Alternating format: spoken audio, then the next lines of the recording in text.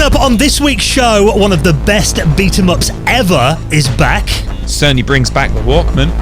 We chat to Adrian from Adrian's Digital Basement.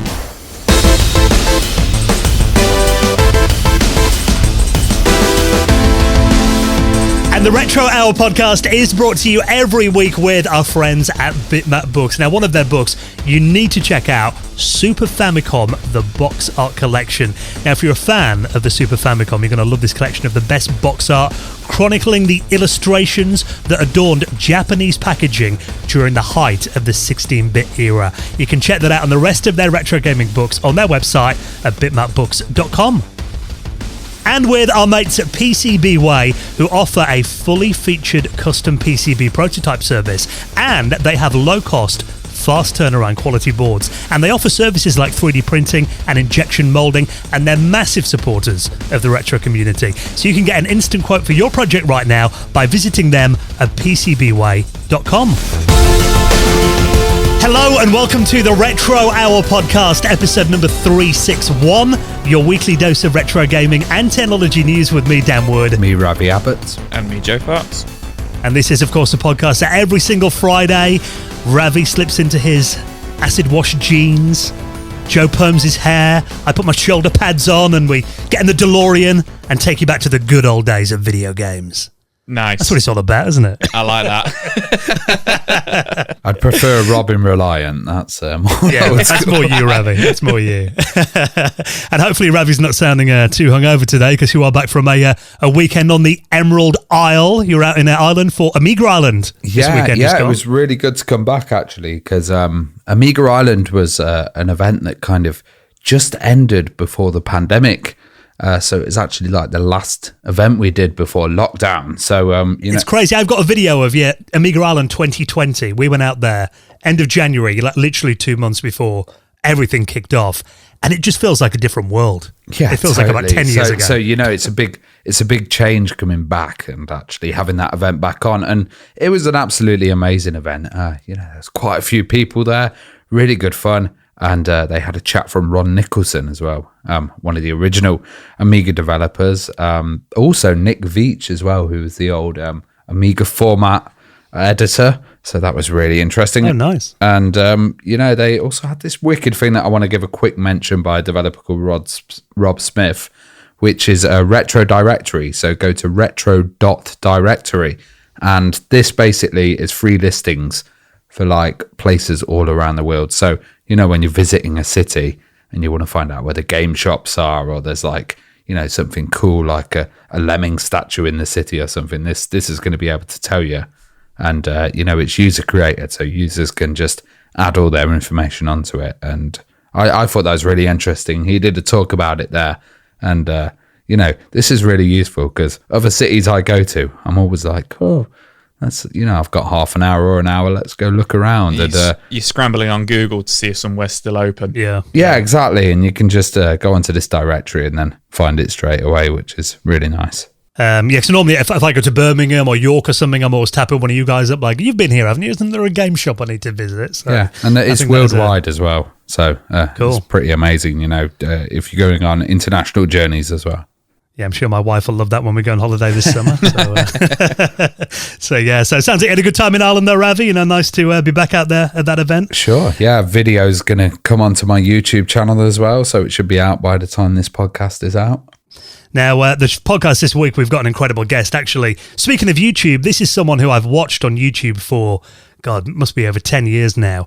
And one of those channels that I always found really interesting, even if he's covering a machine that I've got no idea about, because I guess this week Adrian Black runs a channel, Adrian's Digital Basement, and I don't know about you, but I've got a collection of machines and it constantly feels like a battle just trying to maintain them all. You put a computer or a console in the wardrobe for like a couple of years and then next time you take it out you think, has a battery leaked or have the capacitors died and ruined the motherboard? It just felt like a battle, just constantly maintaining this collection and keeping them running sometimes. Oh, God, absolutely. You know what? I'm actually sadly kind of packing away a lot of my retro stuff at the moment to go into storage in my attic. 'Cause my daughter is going into the retro room, into the bigger room, and I'm being downgraded to the little room. And I was going through all my Game Boys and Game Boy Advances the other day, And like, I was literally taking the backs off of them all and going, please pass, Joe, please don't have let me down. No battery in there, please. But luckily, I'm quite pleased with my previous self. There was no batteries in any of them, nothing leaking or anything like that. But you have just given me a nudge to check, like, is it the original Xbox and the Sega Saturn? Yeah, the consoles aren't as bad as the computers, and Adrian covers a lot of computers, but also he gets into CRTs as well. And the thing I love about his channel is, he's just diagnosing stuff and kind of going through it slowly and trying to work it out himself, which is it's pretty nice to see and pretty therapeutic as well. That's one thing about it. He mentions in the interview that he's got no electronics training background, stuff he's figured out all by himself. And he gives us some tips as well on things to look out for and how to maintain our collection and the kind of tools that you might want to have in your arsenal to keep your computers up and running. Because I think, there are people, and this is probably a really good idea, who kind of do like an annual audit of their machines. So you might have a weekend where you actually go through and test everything, make sure it's all running. Because, a lot of the time, if you're leaving these machines in your attic or in a wardrobe and you're not bringing them out for a few years, I imagine that is probably where problems can begin. Yeah. So it's definitely worth keeping an eye on them. And also we have a really interesting, very nostalgic chat about VIC-20s and Commodore 64s and Apple IIs and bulletin boards. Kind of in North the first American scene as well, Yeah, so he's a really interesting guy. Our guest this week, Adrian Black from Adrian's Digital Basement. He'll be on the show in around half an hour from now. Now, before that, of course, we update you on all the big happenings in the world of retro from over the last week. And let's jump straight into this week's stories. It's always nice to see a brand from the past getting brought back. And this one, I think, is probably up there in the most iconic tech brands of all time. Sony have just released a new Walkman. Yeah, this looks really interesting, seeing this at CES. I've been a fan of having your own music player and your own kind of media player. I've been going with mini disc, but I was thinking of upgrading to a Zune as well. so this looks like something that would interest me. Yeah, I see what you're saying, Ravi. Like, it kind of separates it from your phone, doesn't it? And makes it feel a little bit more tangible and physical. Yeah, you just don't get notifications on it. And, if you enjoy music without Spotify adverts. Yeah, exactly. So this is the new Sony Walkman NWA306. They always give them such catchy names, don't they? Yeah, really. Rolls off the tongue, that does. I like the look of it. And interestingly, obviously it's a modern Walkman, so it's, it's got a touch screen and it connects to your Wi-Fi to download your songs onto and everything. But what I do like is down the left-hand side is it does actually have physical buttons on there, like physical metal buttons. And it kind of comes back to that, like, physicality of it, which is quite nice. It's also got a phono plug-in, so you can actually plug headphones in, which has been I know. That's been removed from quite a few phones, Yeah. Also, it does look interesting. Like, Sony have an interesting background with the Walkman where they went into the phones. I don't know if you remember those, like Sony Ericsson Walkman, like crossover phones. Those are quite good for a while when they got into the like digital scene. But this area of high-res players has been going for quite a while, actually. So it's good to see them kind of enter it. And I guess the popularity of, the new generation, they might find having a Walkman as something cool. They've probably seen it in movies, and it's definitely something I can see my dad buying, because he's a big like Sony buffing. Like, he does love his music tech and stuff. He's really big into his music, and I feel like this is something he would buy rather than using like his iPhone. Apparently, it's quite popular with the younger generation as well, Joe. Oh, really? So, it cool. Could be something that your daughter gets eventually. Oh, wow. This stuff comes around, doesn't it?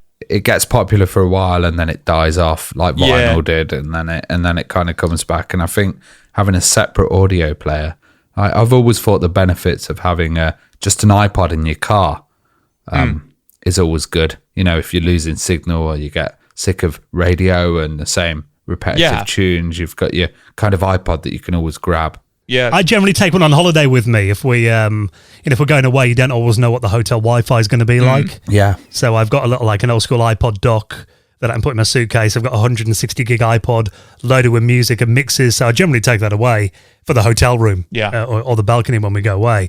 But this new Sony Walkman, this is actually, it does have some quite cutting edge features in there as well. Apparently, it's got artificial intelligence that accurately upscales compressed digital music files to higher quality. So I think that is a big market now for these dedicated players. It's more like the audiophile. Yeah, they can't sell it on Megabase anymore. But you know, to be honest, I can't really tell the difference with high res audio and that. Maybe it's because my ears are getting a bit older now. But or years of being a sound tech. yeah, exactly. Just destroyed them through gigs, you know. Yeah. Although, did you see 8-Bit Guy's video from CES last week? No. Now, this was interesting because he got invited out there by a company who, I think they made the air conditioning unit or something. He put in his home studio. They invited him out of CES, to their booth. And he had a little look around, but he made a tour of it. Now, obviously, there's all the stuff, that you'd expect to see at CES, all the new car tech and that kind of thing. But he did go to a couple of booths where they were displaying cassette Walkmans and also audio CD players with cassette tapes in there as well, like old school kind of boom boxes. That's scene of Stranger Things. That's what's done it. But it was weird in 2023. Yeah, seeing so many cassette players at CES. It's definitely a trendy thing again. Weirdly, it's definitely like a weird natural progression of like Ravi said, vinyl came and went, and then it's come back, and then to a degree, cassettes have come back, they're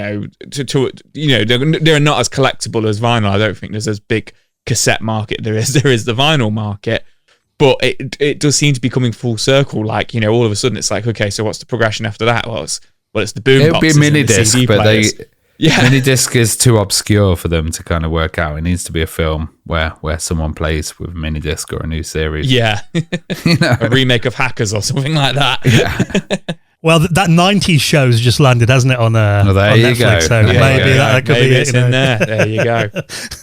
But, I think this makes sense after the kind of dropping of iPods as well. And that kind of abandonment, that there's a bit of a gap in that kind of area of like portable music players. Yeah, I think there's still definitely a market there. And, even, I don't know if you guys have bought a CD recently, but I've actually got back into buying audio CDs. I think I've got a CD player. Maybe on my old PC Windows XP machine, but no. Yeah, I've got my CD32 that I've got hooked up to some big speakers that I use in my office. I've got a DJ CD player in this room here. So I've kind of been going through, and even charity shops finding like old mix CDs from the 90s and stuff, buying the old Ministry of Sound collections. Now that's what I call music. Yeah, maybe not quite that bad. Not listening to not listening to Aqua Barbie Girl or anything, obviously. But, I think around. Bit of Cotton Eye Joe. Yeah. I think there is definitely something to be said about having, physical music player and collection. So I can kind of see the appeal in that, and it does seem interesting that it does seem to be returning to the mainstream again. So we'll keep an eye on that. Now, something else that's very exciting, and it's always nice to see one of our favourite franchises getting an update, although I must admit I'm a little bit nervous about this one because over the last couple of weeks, Sega have kind of done a bit of a Nintendo. They've been taking down a few fan projects, which is very unlike them. If you've been following our friends at Bitmap Books on their Twitter, you'll see they had a bit of trouble with Sega and their recent Mega Drive book. But this is a fan project, an update of Golden Axe. This is called Golden Axe Returns, and this game literally just dropped in the last 24 hours. So at the time of recording, I haven't had a chance to play this yet, but I've got the file downloaded, ready for a blast on it after we finish recording. So this is a complete fan recreation in that classic Golden Axe style. Yeah, I think you've hit the nail on the head there, Dan. I think, if anybody's listening to this, as the episode comes out, if you want to check it out, go check it out right away because of, I don't know what Sega are up to at the moment. Fingers crossed it's because they're, might be working on some titles or, licensing some things, with the Streets of Rage 4 that we got a couple of years ago. But, I can't decide with this Golden Axe Returns whether I love the look of it or hate the look of it. But it's been created by a user called ZVitor, I think it is said. And he's been Zvitor, that's probably better. Yeah. He's been using Open Beats of Rage.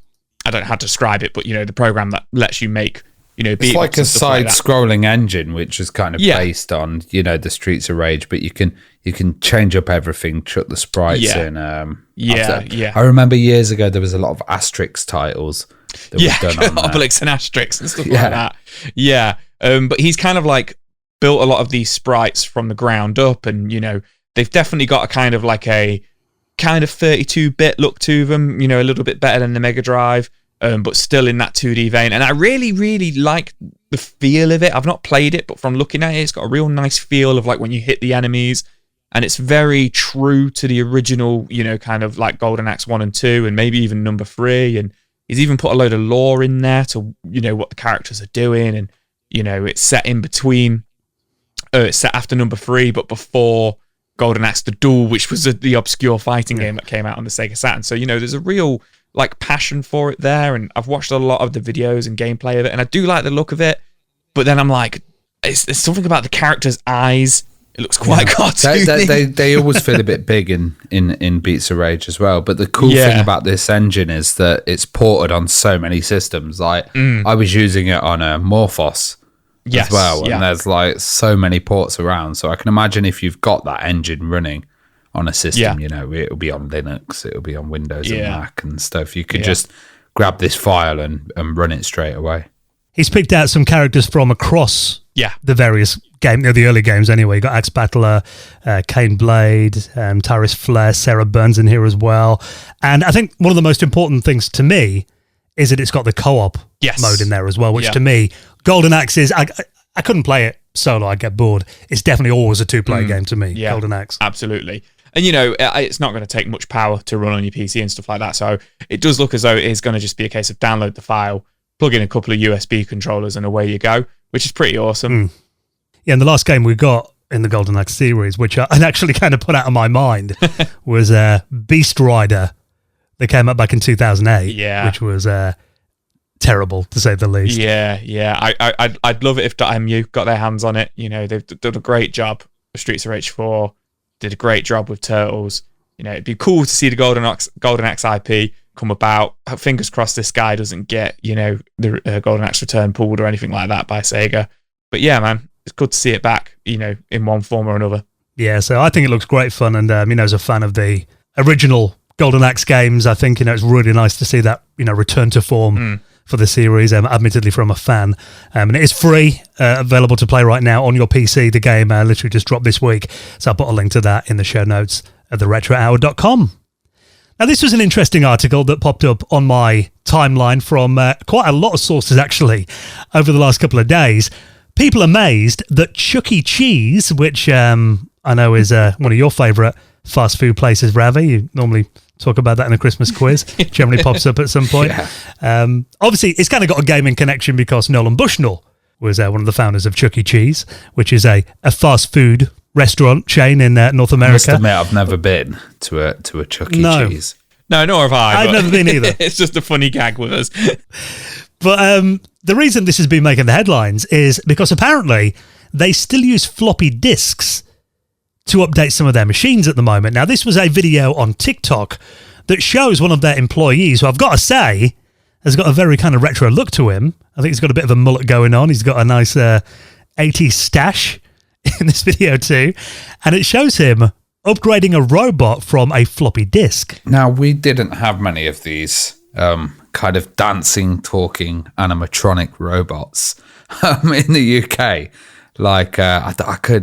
Do you have any memories of dancing robots? I remember the Charlie Chalks, kind of restaurants across the UK, but they didn't have, I don't recall them having like dancing robots, but, it was the whole dancing robot thing. I remember always seeing it on TV, like in The Simpsons, like them having gags. It's a very American thing, isn't it? It's a very American thing, but I do know with Chuck E. Cheese, they are slowly, by the end of this year, the aim is for them to remove all the animatronics from their restaurants, and they're replacing it with like a mini disco kind of thing. But as you say, Dan, the TikToker here, he's pointing out that the technology is that they use, the last time it was updated was 1998. So as a result, when they send over new programs for, to program the robots and animatronics to dance to do, which controls the lighting and everything like that, they're using floppy disks still, because that's what the systems they were using. And then it's literally, it's a floppy disk. He puts in, and it's quite an interesting video. He explains, obviously watching the video, he explains it so much better.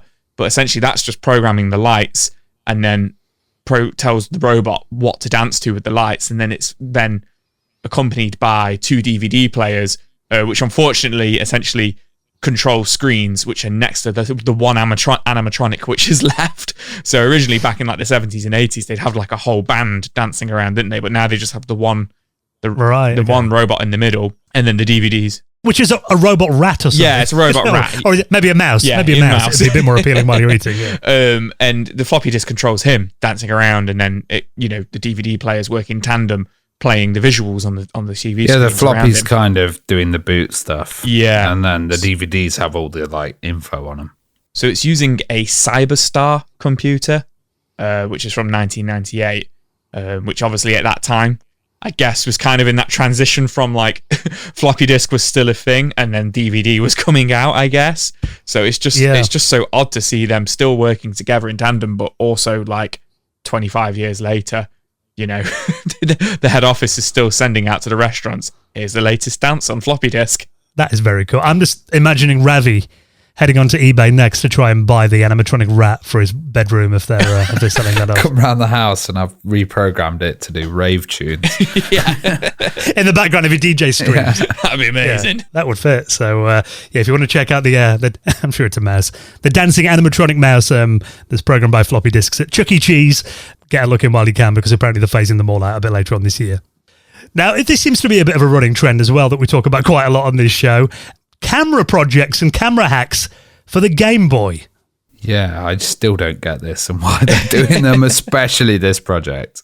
So, yeah, the Game Boy camera seems to be coming up like every other week with us at the moment, but this is another project, the Camera M project, which is, another kind of like passion, love, kind of child to the Game Boy camera and, I guess, old technology. So this comes from a user, Chris Graves. And what they've done is they've got a real passion and love for the Game Boy and the Game Boy Pocket, etc., from the 90s. And essentially what they've been doing is, kind of tinkering away for many, many years, modding Game Boys and stuff like that. And they've finally kind of taken a dive to essentially build the Game Boy camera into what looks like a vintage camera to me. Yeah, they've kind of they've rehoused the whole thing basically. Yeah. Within this like fake leather kind of old school looking camera case. Yeah. And it looks like a real thing you would have bought in like the 70s or 80s, like a little like state-of-the-art pocket camera. But obviously it is the pixelated mess of the Game Boy camera when you take the photos. But I do love the look and the style of it. And it is really smart how they've done it. But what they've even done is they've not just put like the guts of a Game Boy in a leather case. What they've done is they've like moved the A button. So the A button is now a clicker on the top of the camera. So it is actually the feel and the shape of a camera, if that makes sense. So the Game Boy's in there as well, and the camera's in this little leather case. Interesting. Yeah, okay. So the Game Boy is in there as well. And ultimately, you can still open it up and switch out the carts. So when you turn it around, there is still a little LED screen on there, and you can still play Game Boy games on it. So if you turn the camera around and flip it around, there is still a screen on there, and it's still ultimately a Game Boy. It just looks really smart, looks just like a really cool piece of technology. And they've utilized the Game Boy SP buttons in there as well, just because they were smaller and more stylish. Yeah, he's got a IPS screen in there as well, and USB-C charging. It's interesting to think like those 60s and 70s cameras would have been chemical, but digital cameras came out a lot later, and having actual film in there and stuff, the digital cameras were probably higher res, even the earlier ones than the Game Boy camera. But it's kind of a nice marriage of stuff, but it's really for aesthetics, isn't it? And I think they need to stop. They need to move on to something. Get onto the iToy or something. People need I like that. Move on to the iToy. I was about to say they need to get over the Game Boy camera, but let's see some iToy magic. What can we predict? Game Boy camera glasses. Yeah, it's going to be next too. It's funny. I saw another article, and this is a product that they're actually selling. I've seen some adverts pop up for this. It's a really low res. I think it's like 1.2 megapixel digital camera, and they're kind of marketing this as a retro style camera. Okay. And I've been seeing adverts pop up for this on Instagram and Facebook, and they're like, it looks a bit like VHS. It's a retro style camera. Really, all it is a really bad, low quality, probably 20-year-old Chinese digital camera. Nice. That they found a massive old warehouse full of them. And now they're repackaging these and selling them as retro. If they can sell them and remarket them, good on them. I think I've still got one of those in my drawer that looks that bad that I haven't used since like 2002. I used to remember the storage on the digital cameras. I think you take about 10 photos and then you just like erase over them. And like now with the iPhone and stuff, you have all the cloud storage, so you're actually saving like images. But God, the amount of like footage I went over and just rewrote because I didn't have, a high capacity memory card. Yeah, I think I had a 64 megabyte memory card in mine back in the day, and I thought, I'll get about 64 pictures on it. And the video was just awful, wasn't it? So there's definitely I think there's that old saying that limitation breeds creativity. It is interesting seeing some of the images people are making with these really low spec old school cameras, but I think there's only so many of these Game Boy mods that we can see now. Do you think there's going to be an art exhibition of Game Boy photos at some point? That might be the next thing. I think the logical next step. I think. Now you're probably seeing all over your socials and people going wild for the hottest energy drink on the market, or is it an energy drink Prime? Everyone's going crazy about this. I must admit, I haven't tried it. I think it's from some Twitch people, and people are reselling them for hundreds of pounds or something. I'm Wakey Wines. I'm embarrassed to say everybody at work's been going on about it.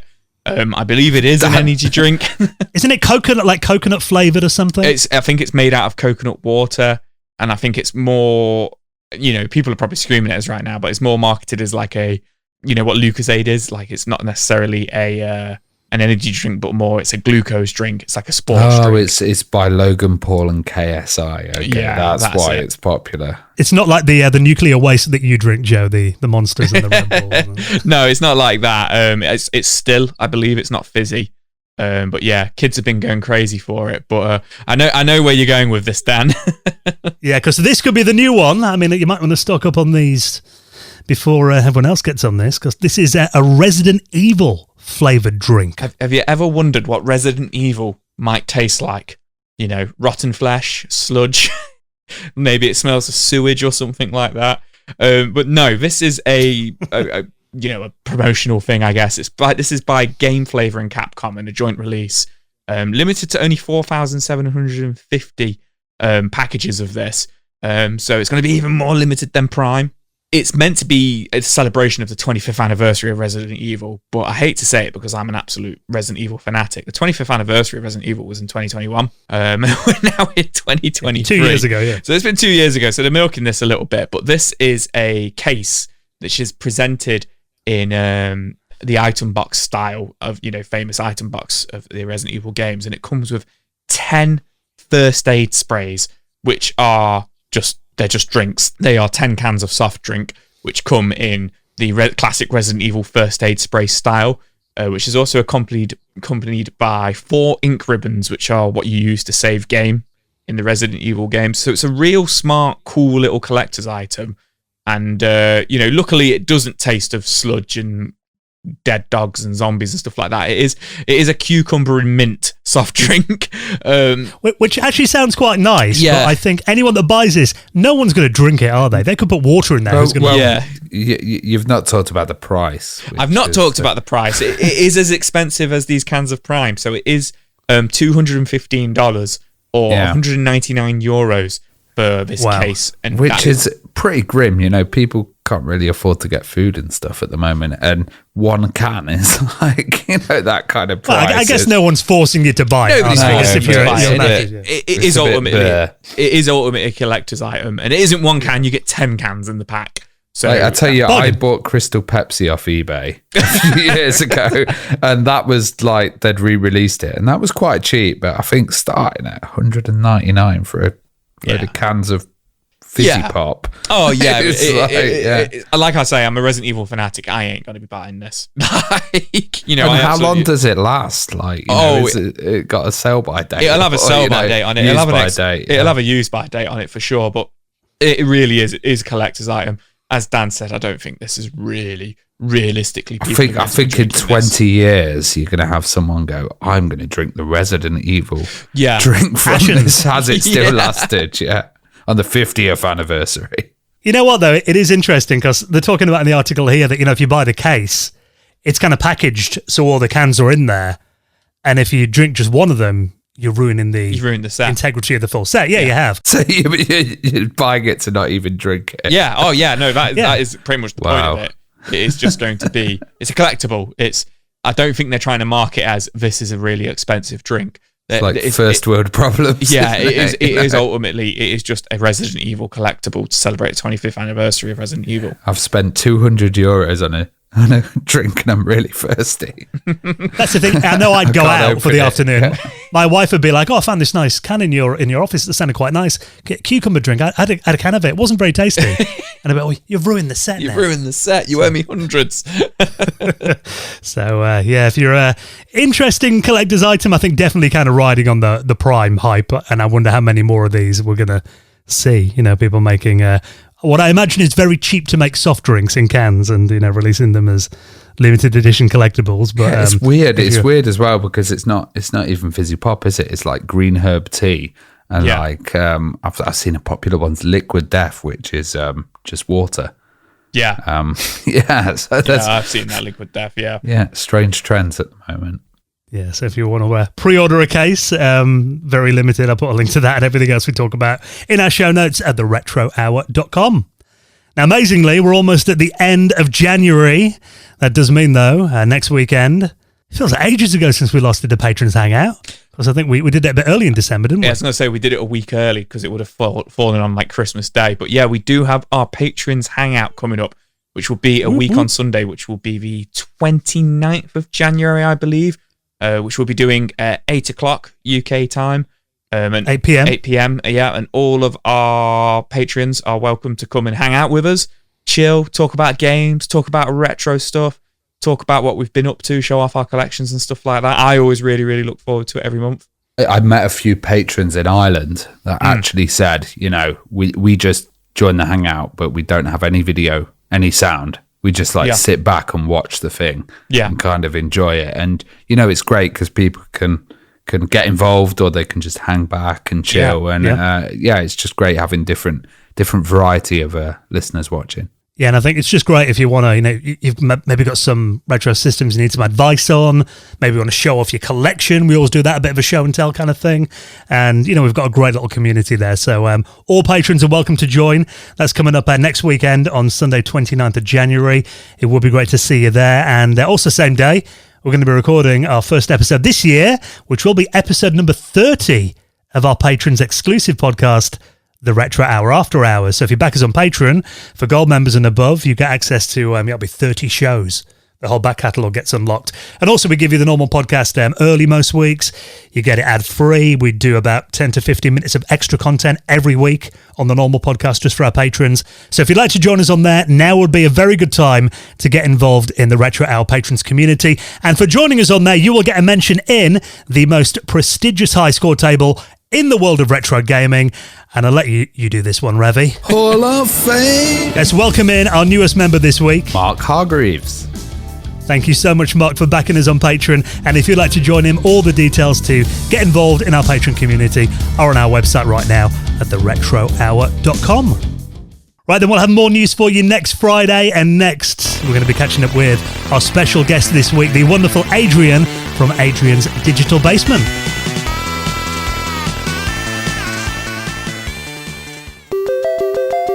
You're listening to the Retro Hour podcast, and it is time for the highlight of the show when we welcome on our very special guest. And today, we always love chatting to like-minded people, other content creators, people we admire, people that we watch all the time on YouTube.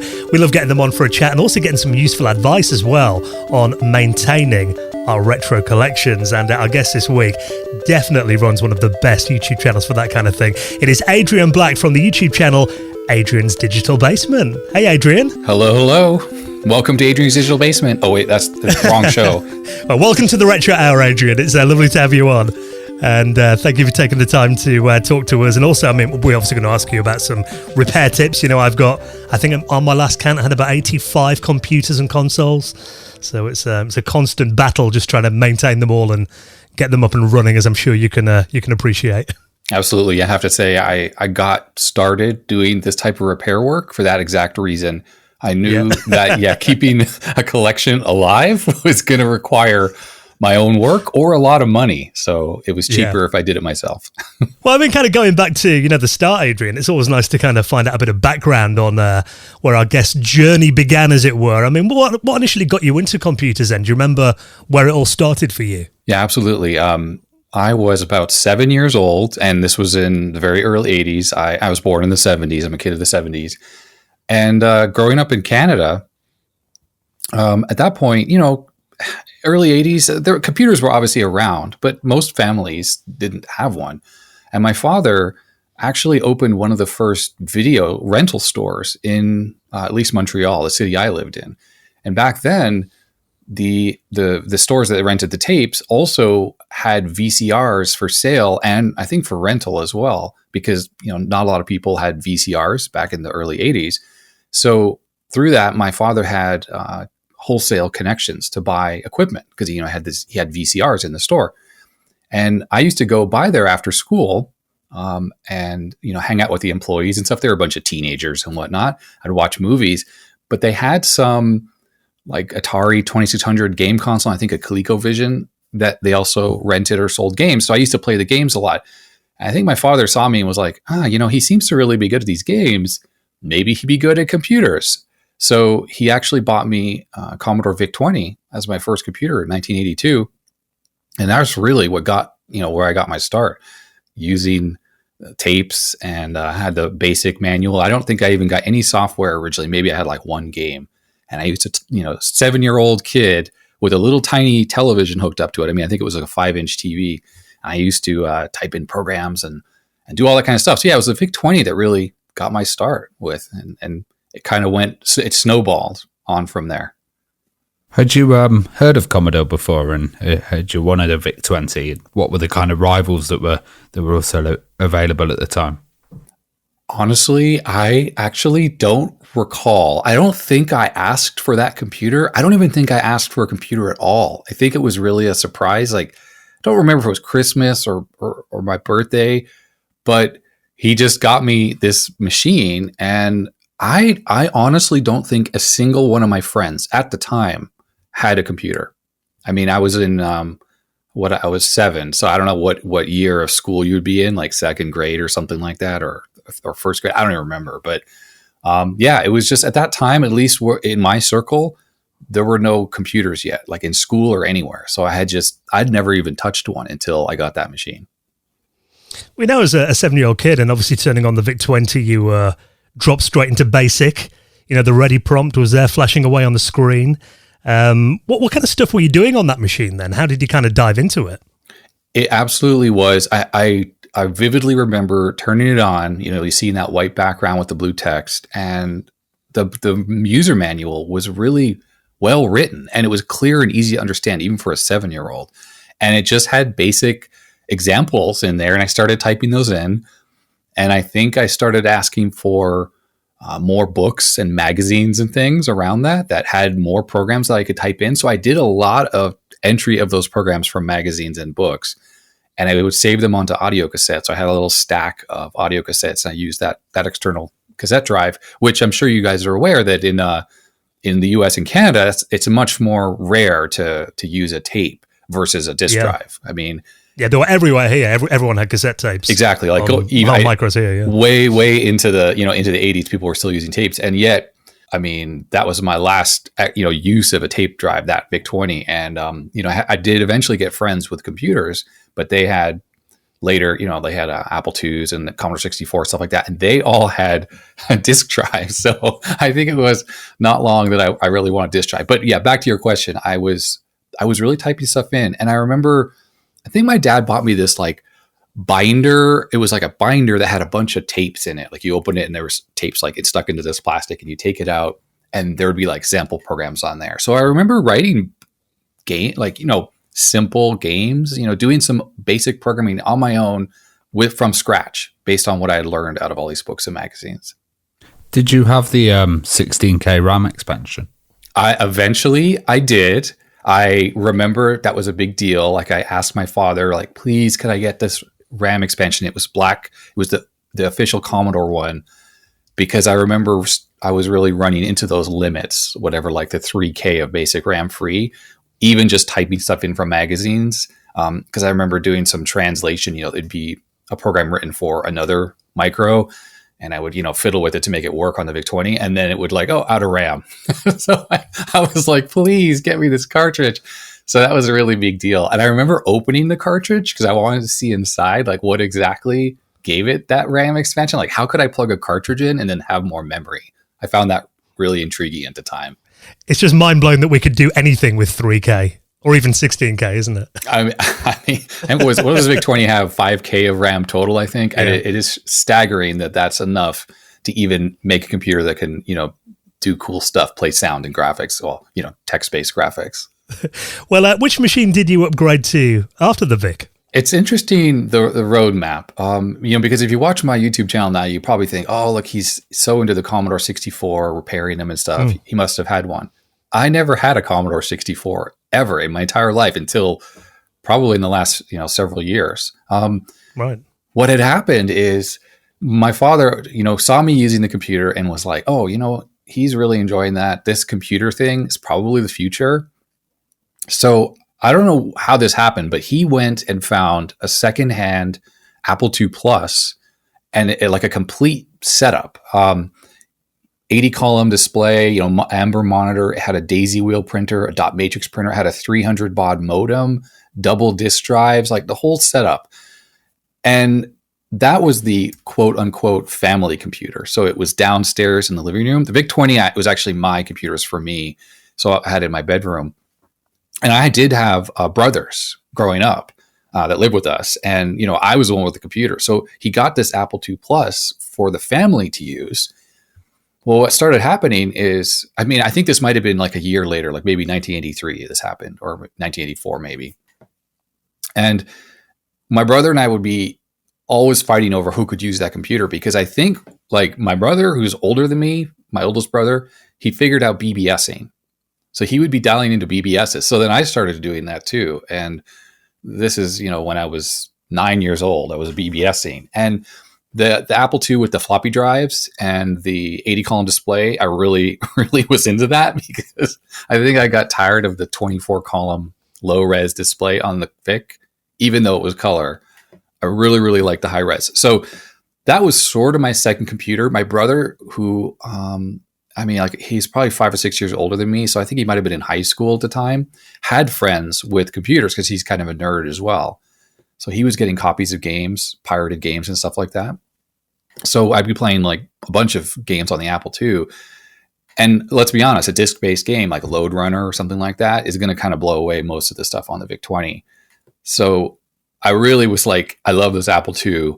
And I think around 1984, my father, I convinced him to upgrade my computer, my personal computer. So we replaced the VIC-20 with the Apple IIc. So, I know it's not as common outside of North America, but it's an Apple II. It's all sort of integrated, built-in disk drive. It's got 80 column text. I had the little 9-inch monochrome CRT that I could plug into that, but I could also plug my little color TV into it if I wanted to play color games.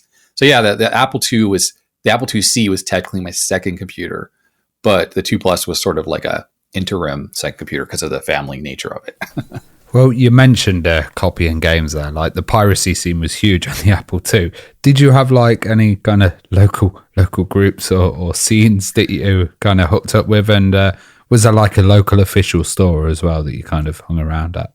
Yeah, that's funny you ask, because in thinking back to those days, absolutely, like my brother was a source, or his friends, I guess, were a source of a lot of these pirated games on the II Plus. And of course, the II Plus and the IIc run the same software. So, I was able to copy those discs, for my own computer.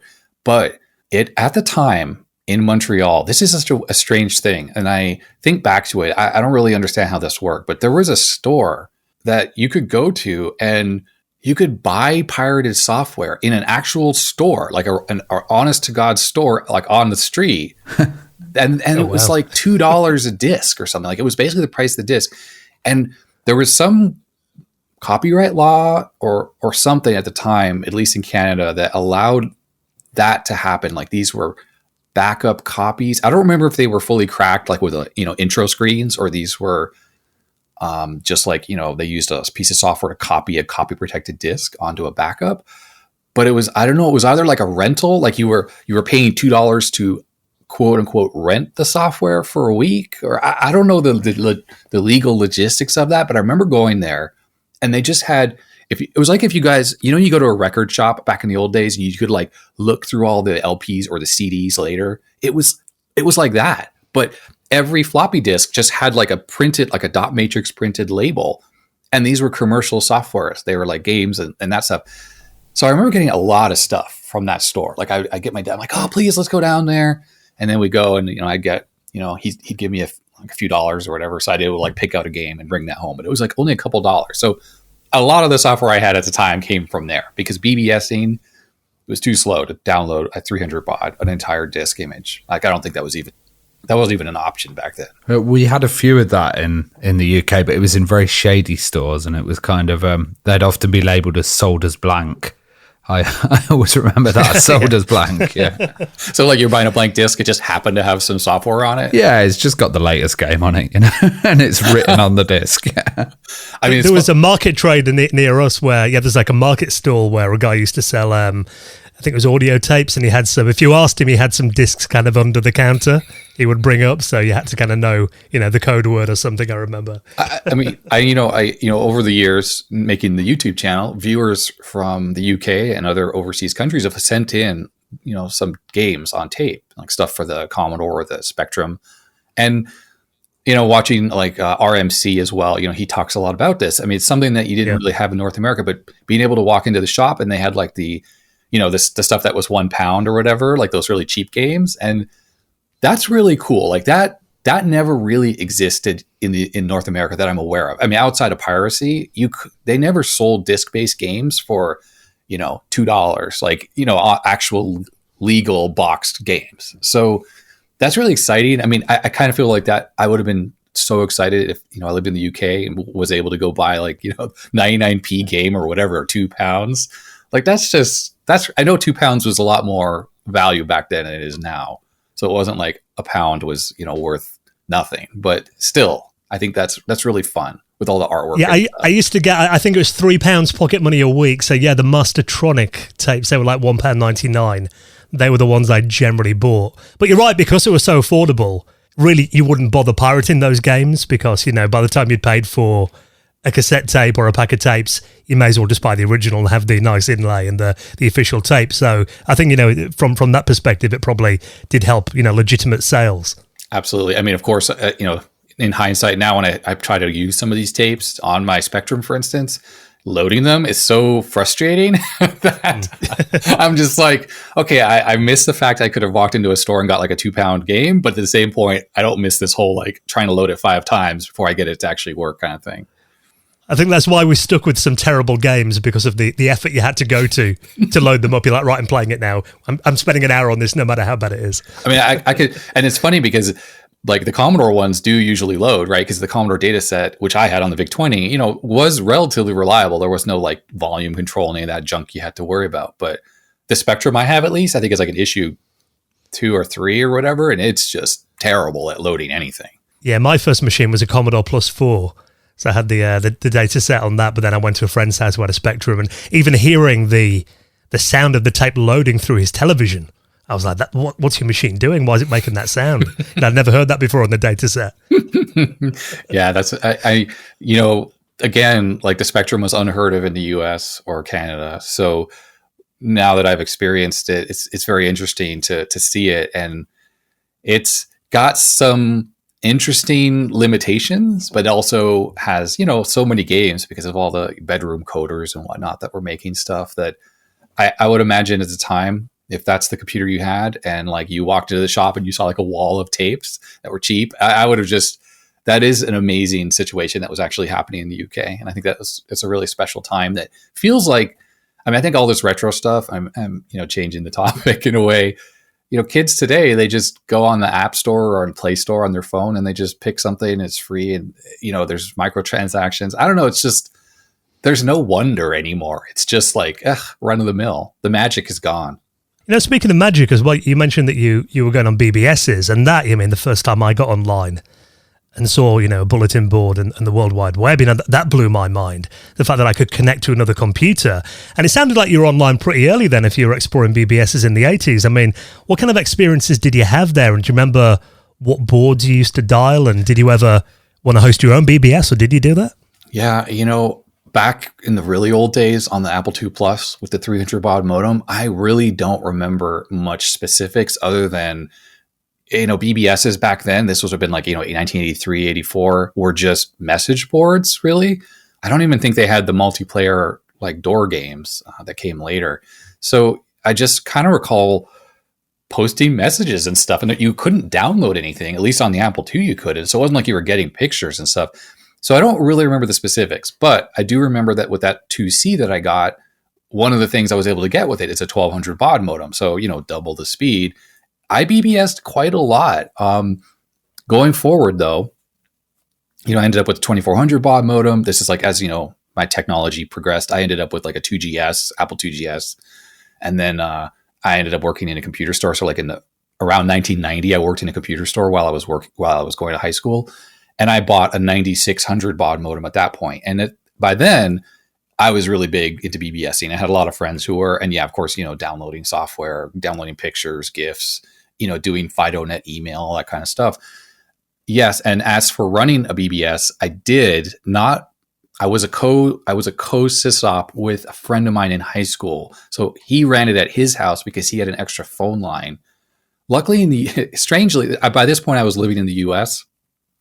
And there's some interesting stuff that goes on here. You can get a phone line called a measured rate, or you used to be able to. I don't know about today, but this measured rate phone line that was super cheap per month. And if you made outbound calls, they would charge you like per minute. Normal phone lines in the US, like for local calls in your area, are flat rate. Like there's no charge. Like it's just $20 a month, and then you can call as much as you want. So I ended up having my own phone line because I monopolized the phone in the house otherwise on like BBSing and talking to friends. So I got my own line so I could call friends and, talk for 5 hours or whatever. But anyways, this measured rate type of line, if I remember correctly, incoming calls didn't charge you at all. So you'd pay like $5 a month and you could have a dedicated phone number and you could have inbound calls. So my friend had an extra PC and we ran a BBS on World War IV. And at the time, I was an Apple II user still. I had my Apple II GS. I don't remember much details about the BBS, and all the files are gone because this was like his computer and he never saved anything. We called it the best of both worlds. And it was a BBS that was for PC people and also like IBM PC compatible stuff and also Apple II stuff. So there were wares. We had software and stuff on there. And I was the co-sysop, but it was a single line BBS as was normal back then, right? So, one person calling in, of course, it would make it, be busy for anyone else. So I don't know how much usage it got, but I think it just helped us, get software and stuff. So that's what I really remember. Well, one thing that people did at the time was kind of, sell all their machines and get rid of their childhood ones and then end up buying them back years later. I was wondering if you kept hold of your childhood machines and maintained them or ended up going the other route. That is like the biggest regret that I think most people who are into retro computers have, is not having held on to that stuff. And yes, absolutely, I got rid of all of it. And not some of it that, I lament, or I think back to what happened with these machines. Sometimes I don't remember. Like I'd get a new machine and the old one would just be, put in a box and, wherever in the closet or the garage or something. But I do remember later, like when I have better recollection of things, like in high school and then in college, that I had the computer. Like for instance, I had an Apple II GS, the one I mentioned, and it was pretty decked out with like a hard drive, which on Apple IIs is not super common. So I had a hard drive and a bunch of stuff. Anyways, when I got I don't know what I think my next computer from that was an Amiga 2000. So the 2GS got boxed up and put in the garage. And I found out later when I asked my parents, and this wasn't later as in like, just 5 years ago. This was while I was still going to university. I asked them like, what happened to my 2GS? Oh, we had a garage sale and we just sold it. So that's like, the equivalent of the car boot sales you guys have, but except here in the US and Canada, it's just like you put a sign in front of your house, garage sale, and then you kind of pull everything out onto your driveway and people come and they buy stuff. So I think my parents, who were always on a mission to declutter the garage, which was always full of junk, had sold off all those computers, my Amiga, the Apple II GS. And the sad thing, I'm not so sad about the computers being gone. I'm more sad about all the files that were on there. Like my 2GS, I had probably a few hundred diskettes, and I had like schoolwork, like essays from in high school and stuff like that, like things I had written. All that stuff, someone bought, and I don't know, it's probably like in a landfill or, whatever, who knows where it is now. But yeah, so the only computer that lasted, and this is a funny story, is my VIC-20. And the funny thing is, my brother, one of my brothers, my half brother, he has a different mother than I do. So his maternal grandfather, it gets complicated, so I won't get too much into it, but his grandfather, who's not my biological grandfather, but his maternal grandfather, was a total basement hobbyist nerd like I am. But of course, in the 60s and 70s, he was into ham radio and building kits, like radios and TVs. I don't know, whatever, that electronics and stuff, but no computers. He did end up getting a ZX 81, which in the US was called the Timex Sinclair 1000, I think. And anyways, so apparently my VIC-20 ended up with him.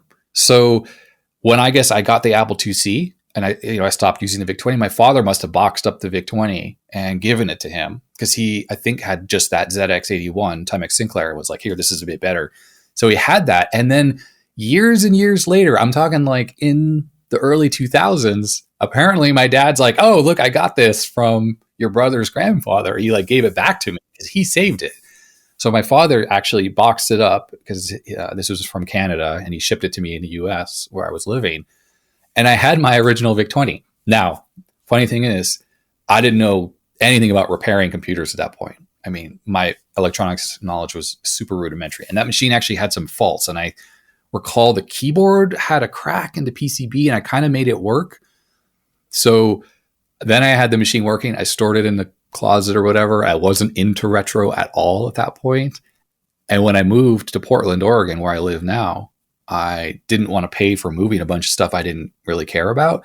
And I gave that computer, and it had all the original tapes and cartridges, like the 16K RAM expansion, gave it to a friend of mine. And later, when I was more into this retro and doing YouTube, I asked him, hey, what happened to VIC-20 that I gave you, the one I used to have when I was a kid? And he's like, oh, it didn't work anymore. I tried it once and it was broken, so I threw it away.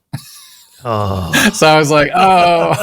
But, c'est la vie, right? As it goes, I've replaced all of the machines that I ever had. I have, new versions of them better because, well, not every component. My 2GS, I had what was called a transwarp accelerator on it, which the 2GS, I mean, again, more popular in North America, but it was a 16-bit machine that could have been so much better.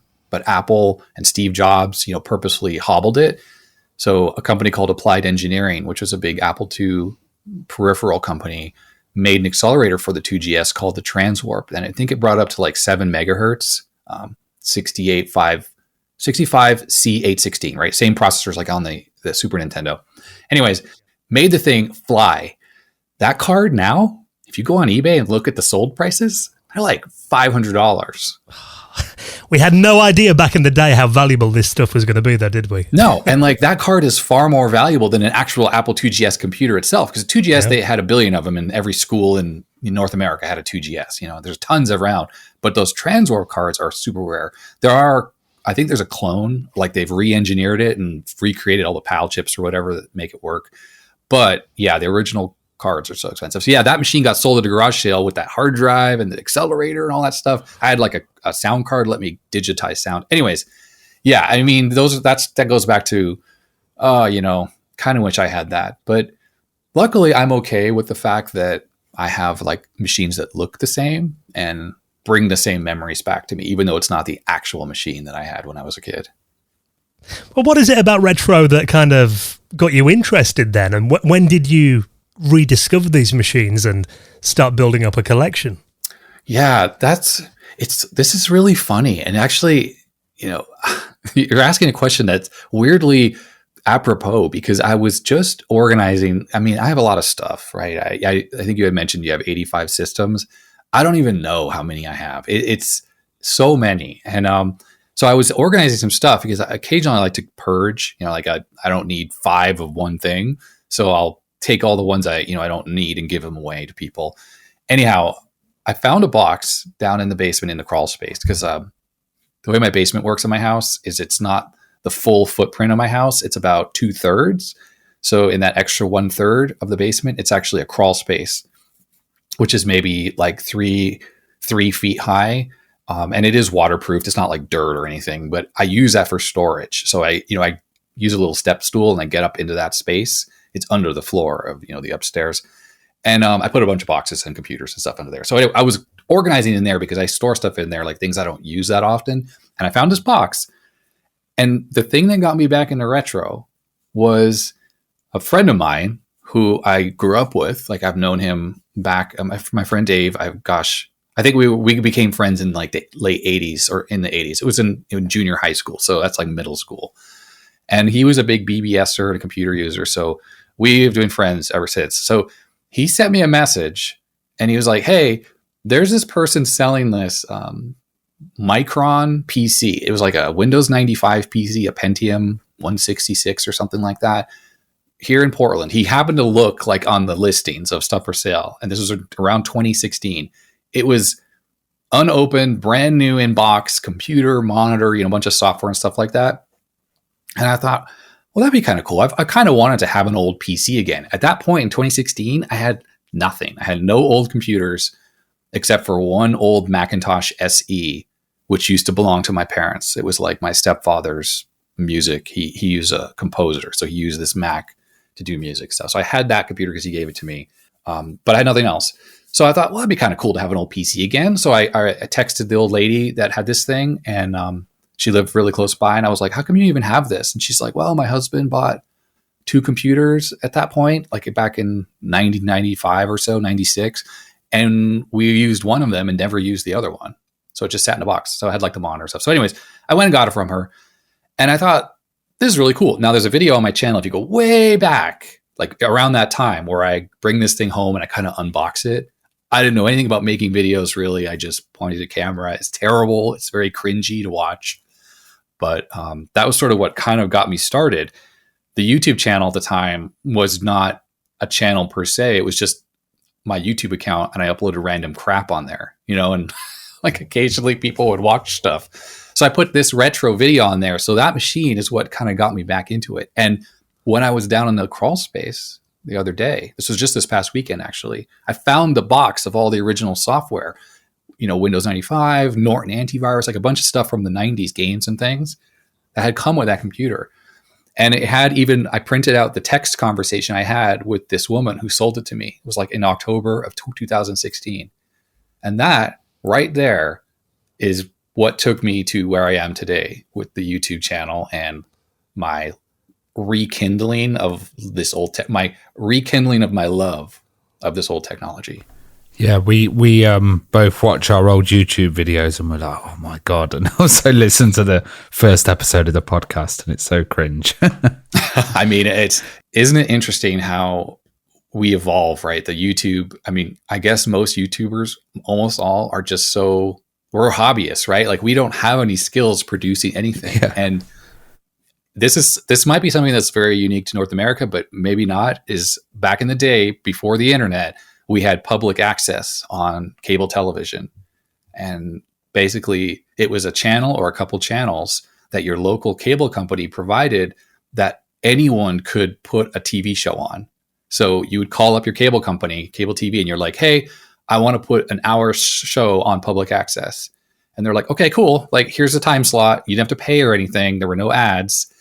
And you could tune into this public access channel. And I grew up in Los Angeles originally after I left Canada, where, you know, there's so many people that on cable, the public access channel was just filled with the most crazy TV shows that were just shot with like video cameras. But it's the same thing, like total cringe, you know, people who don't have any skill, they just have a camera, they set it up, they record onto a tape, and you drive it over to the cable company, you give them the tape, and they play the tape at like 2:00 in the morning, you know, on channel 49 or whatever it was, public access. So YouTube is the evolution, I feel, of what was the US public access. US Canada had this public access thing. It's just hobbyists with a camera, and now we have a computer to do the editing. And now we're getting sophisticated with adding titles, graphics, you know, and music and stuff. But isn't it amazing though, like the what YouTube has done, and podcasting, to be honest, and a lot of other things. But like YouTube is the democratization of content production, where you used to need to have very expensive equipment, right, to produce something of decent quality. You know, like, yeah, you could have a video camera in the 90s, point at yourself and make a tape, but it would look and sound terrible.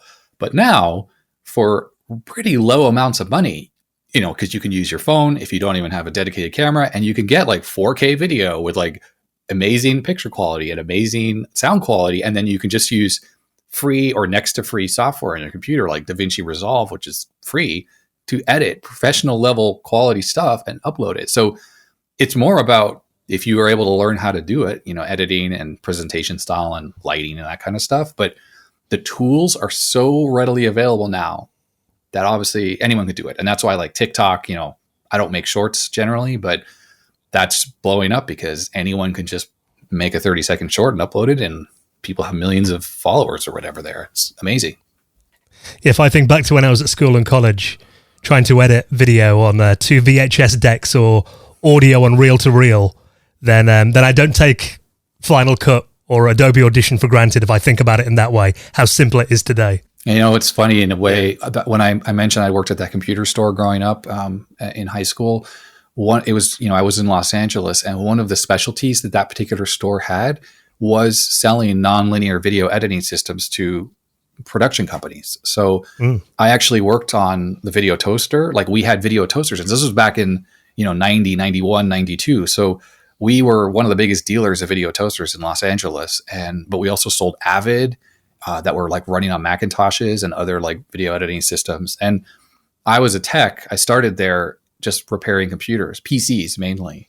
Even though I never even had a PC up until that point, I was, you know, Apple II and the Macintosh we had at home. So that's all I had ever really experienced. So I was fixing these PCs, like building them up and stuff like that. But then I would also be building these nonlinear video editing systems, like putting them together with like 1 gigabyte hard drives, which in the early 90s, these hard drives were thousands and thousands of dollars. And you needed several to just have a low res video capture. Like, these Avid systems, I recall, like ran on Macintoshes. I think they were like 68040 Macintoshes. And they just had really bad quality, but it was good enough that you weren't splicing tape together. And I recall, and this is Vegas, I never saw these in production. Like, I never went to a place that was actually using these to make a movie or a TV show. But I think what they would do is you'd edit with this low res, and it would create an edit list, which then you could control your decks. So it would, like, you put all your tapes in, and it would, you know, fast forward, playback, you know, do all the time code stuff to like produce the final output based on your edits that you did in an Avid. And that's the evolution, obviously, where we are now, like to what you just mentioned. Like, we're using Final Cut, we're using whatever, and it's like, it's free software practically, and you just can make stuff that blows away the quality of all of that. So it's, yeah, it's like, it's democratized. It's no longer in the realm of movie studios and TV studios, and it's just like the music industry. You know, you were beholden to your record label and going to studios to do your recording, and now you can just buy all that stuff at home, just super cheap, and upload your stuff to Bandcamp, and, you know, you're cutting out the middleman. And no one will have the nightmare of time code. I remember that. Made me shudder just hearing those words. Yeah, definitely. I mean, it's what is funny though, and I'm learning a little bit about this when it comes to capturing analog video, because obviously I do that in my videos, right? Where I working on an old computer, I want to capture the video so it's digitized and then it's overlay that. And there's a little bit of an art to dealing with analog, interlaced video that seems to be mostly lost. Like all of the stuff we have these days, like if you take an old videotape and you try to digitize that and preserve all the original interlaced, quality of it, it's not easy anymore to do that.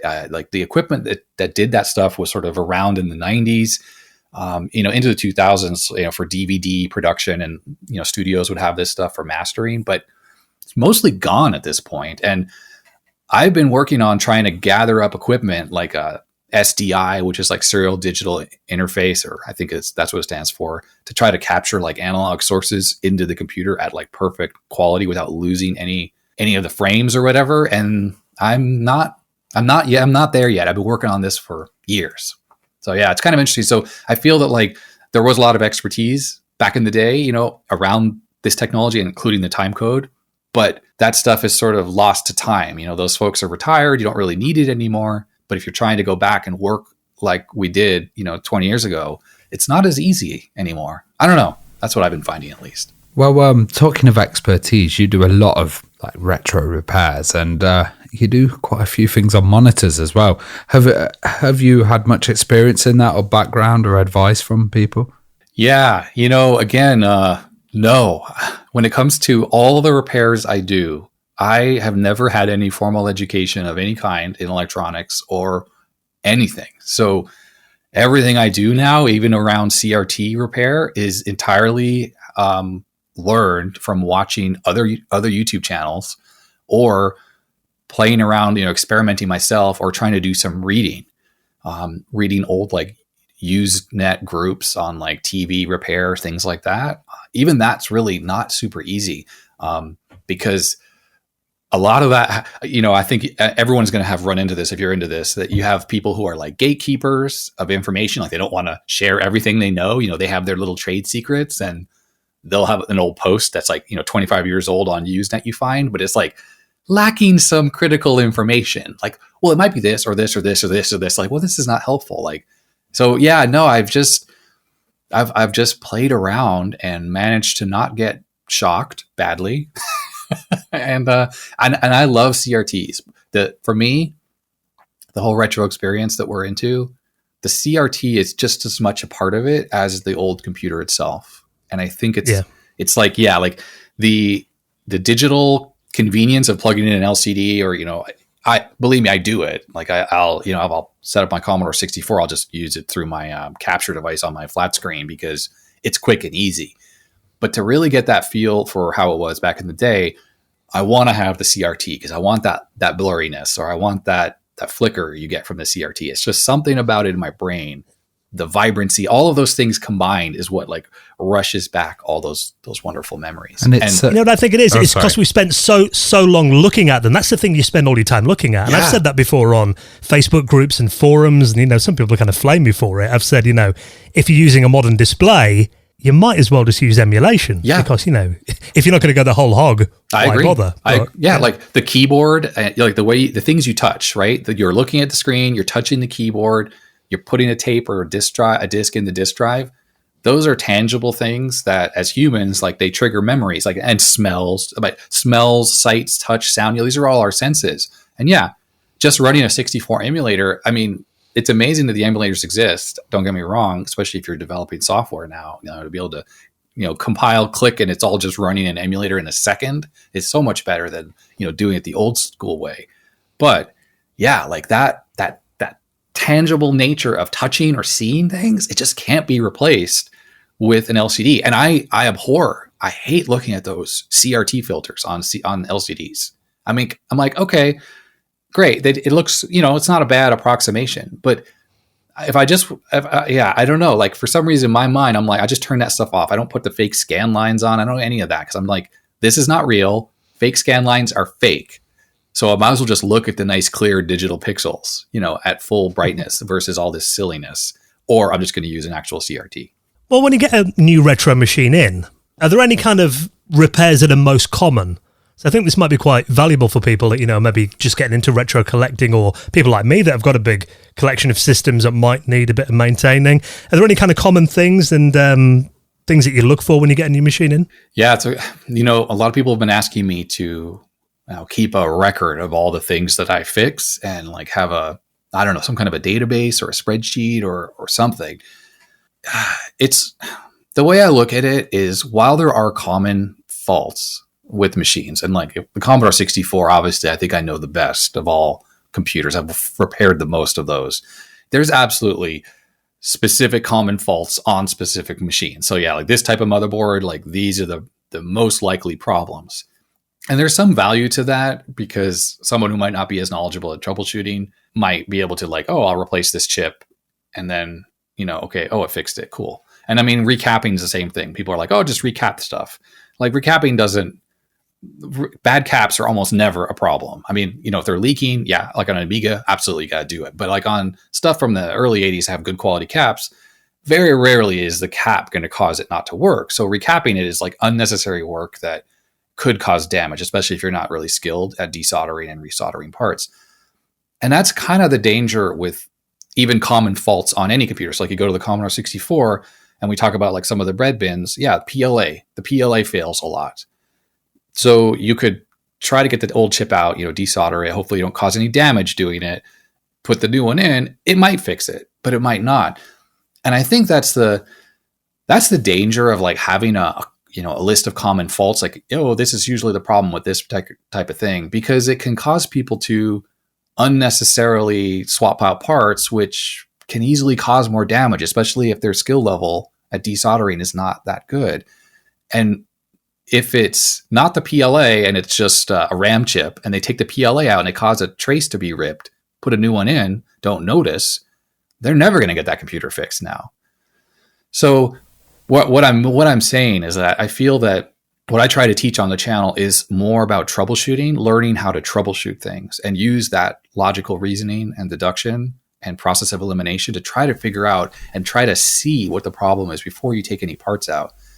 And I've been doing that series where I review very cheap oscilloscopes now that, China is producing these, that hopefully arm people with some skills to be able to see the problem like visually on an oscilloscope and try to zero in on what is the issue before they take a chip out, which on a machine like a 64, which has potentially a bunch of parts that are, maybe not that common anymore, might be kind of expensive, to have some certainty. Okay, I think it's going to be this like CIA chip here, so I'm going to go buy a new one. If they don't have a spare computer, I mean, I have the luxury of having lots of spares, so I could just swap chips around if I needed to. But if you have one 64, you're going to have to buy a new chip. And it's sort of a waste of money if it's not, So anyways, yeah, I think I can't really point to any one specific issue with any one computer. Like there are, in my mind, I have some ideas like, shortboard 64s. A lot of time it's the RAM that fails. Like it just seems to be the case more than any of the other chips. But the other 64s, yeah, PLAs go bad. But ROM chips go bad, RAM chips go bad. I think there's so many different faults. I get a lot of emails from people asking me like, I have a 64 and it's a black screen. Like, what do you think it is? I mean, that's like saying, I have a car that doesn't start. Like, what's the problem with it? I mean, there's 50 things that could be wrong with your car that keeps it from starting, right? And it's I don't know if it's helpful for me to say, your car doesn't start. Well, it could be the battery. It could be you're out of gas. It could be the engine's blown up. It could be the computer doesn't work. It could be a relay or a fuse that's bad. Maybe you're using the wrong key and it's missing the transponder, on and on and on, right? There's so many possibilities. Yeah. Well, I kind of hate to admit it, but I used to use a butter knife to pop my Kickstart ROMs out. How important is it to have the right equipment when you're doing this stuff? To be honest, I am not a proponent of fancy tools. I mean, I don't want to insult anyone, but there are people who are like tool snobs where they're like, you need to use the right tool for the right job. And I am not a fan of that. I feel that like a little flat blade screwdriver gets a chip out of a motherboard just fine. Now, butter knife, I mean, to be honest, that's not even a bad thing because it's not that sharp. It works. So you're not, yeah, and you're not like the risk is if you jam a screwdriver into a socket, you can actually scratch the traces, on the underside and maybe cause a fault that you didn't expect just by sticking a screwdriver in there. A butter knife isn't going to do that, so it's not even a bad choice. So I like any profession or hobby, so to speak, like photography, a big part of it, like if you do the analogy to photography, a big part of it is skill level of like using your camera and composition of like, setting up the shot and all that stuff. The camera itself isn't as important as it used to be. In other words, you could still take really great pictures with a really crappy disposable camera. Yeah, it's going to not have the best image quality. And nowadays we have our cell phone, our mobile phone cameras. You can still get amazing results from those if you know what you're doing. But if you are a terrible photographer and the person's head is chopped off or, they're then you're not going to get very good pictures. Like the sun is shining in the lens, things like that. And I think the same goes for the computers, repairing computers. You just need the basics on like what to do, how to get a chip out. Obviously, I think the hardest thing in the repair world for these retro machines is the desoldering of ICs. That is by far the hardest thing to do. I mean, barring getting something out like an RF modulator, that's hard too because there's a big ground plane and stuff on it. But getting chips out is difficult. And if everything were in sockets, certainly would make repair jobs a lot easier for novices. I've made a few videos just trying to explain how to like get stuff out safely, but there's really no getting around the fact that if you don't have a good desoldering iron, which, like a Hakko or something that's $300. I mean, you can get by with the ones from Asia, but even those aren't that cheap. You're going to struggle, especially if you need to take out several chips. Well, obviously getting the machines up and running is one thing. And something that tends to divide the retro community a little bit is restoring the look of the machines. I know there is a camp of people who are like, the cases go yellow, it's, the machine's age, it's fine, it shows it's had a life. Some people prefer to leave them like that. Other people, which, I think a bit more like me, prefer to retro bright them and have them looking a bit more like when they came out of the factory. I'm looking over at my pearly white Amiga 1200 next to me right now. What's kind of your thoughts and methods there? Because I did watch one of your videos recently where you had a bit of a retro brighting mishap with an Atari ST in one of your videos. Yeah, that's right. I think I'm on the same page as you, where I like to have the machine look like how it was when it was new. Meaning, like if I'm using a machine I used to have as a kid, like take the VIC-20 for an example. My VIC-20 wasn't yellow and dirty. It was white and clean and new at the time, and I took good care of my computers back when I was a kid, so my stuff was always nice. I like to have the stuff look like it did when it was new. On the other hand, if I get something that's got a lot of character, meaning it might have some stickers and some holes drilled in the case for some switches that someone added along the way, I don't necessarily mind that because that's the part of the machine, like you were mentioning, it had a good life. Someone loved it. They used it. They added these mods. They did stuff to it. But no one made their computer yellow. You know what I mean? Like, no person willingly wanted the computer to be yellow. They willingly added a switch or a sticker on it because they thought that was cool or whatever. But the yellowing is just that chemical process that happens, whatever, I'm not going to talk about the conjecture of what actually causes it, but clearly they were never designed to be yellow. No one ever wanted them to be yellow. So I feel that getting rid of the yellowing and cleaning the dirt off them is sort of like the bare minimum to get them back to at least the way the owner who had it before would have used it or wanted it to be. That's my feeling, at least. And on the other hand, though, I am totally in the camp that these retro computers belong to the person who currently has them. Meaning that person can do whatever they want to it. If they want to paint it, or they want to retrobrite it, or they don't want to retrobrite it, or they want to cut it up and put an emulator in it or whatever. I mean, it's their computer. They can do those things. And I would be sad to see a beautiful, perfect example of something ruined, by, cutting it in half or throwing away the motherboard and putting in a Raspberry Pi if it's a working motherboard. But again, I really do feel that like that's up to the person who owns the computer. They're totally entitled. Whatever makes you happy with your machine, I guess, isn't it? Yeah. And like, I know people who buy stuff, they take the motherboard out right away and put in an emulator. And I've actually recommended that to folks like who are trying to get back into Commodore 64s, for instance. They have a bread bin, or they have their original bread bin from when they were young and they found it in a cupboard or whatever.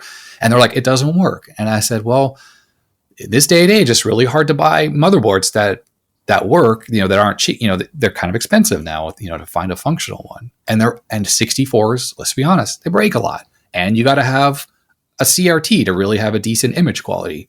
So get that Kira thing, whatever, and like put a Raspberry Pi in there, and you can plug an HDMI TV in it. And I think for a lot of people, that is a great solution because it's not going to break, it's reliable, and it lets them relive at least some of that feeling of having the machine because they can like type on the keyboard and use it again. And most people don't have monitors. I don't have access to an original monitor.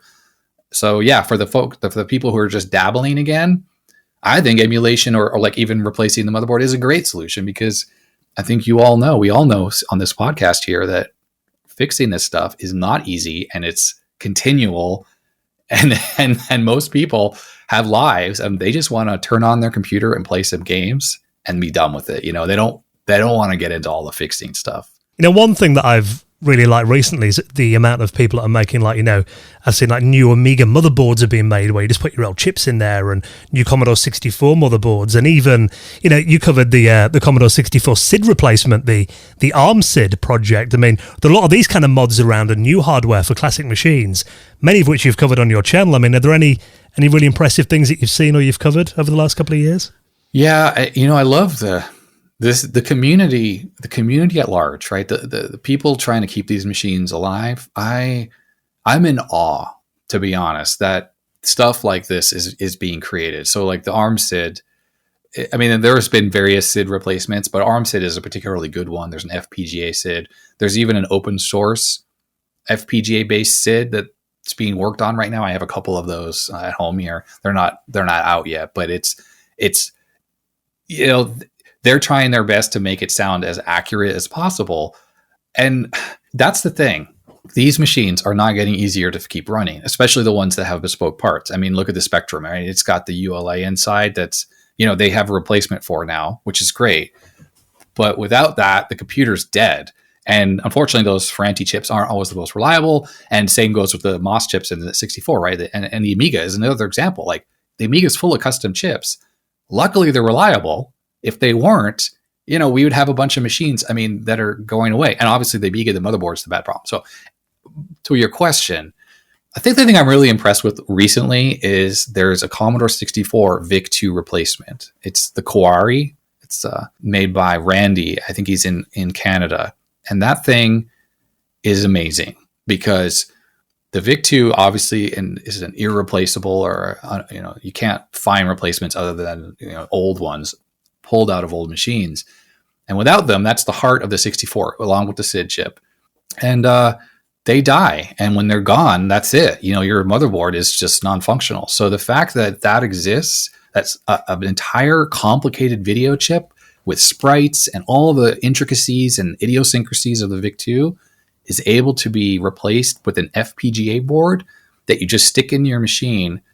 And he has two different versions out, and actually, I know some other folks like Jan has done some reviews on them, and I haven't yet. I did a review of his like pre-release board a couple years ago, but he's sending me a new one. Anyways, you pop it in, and your analog output, so you hook up your 1702 monitor or whatever your monitor, it still just works.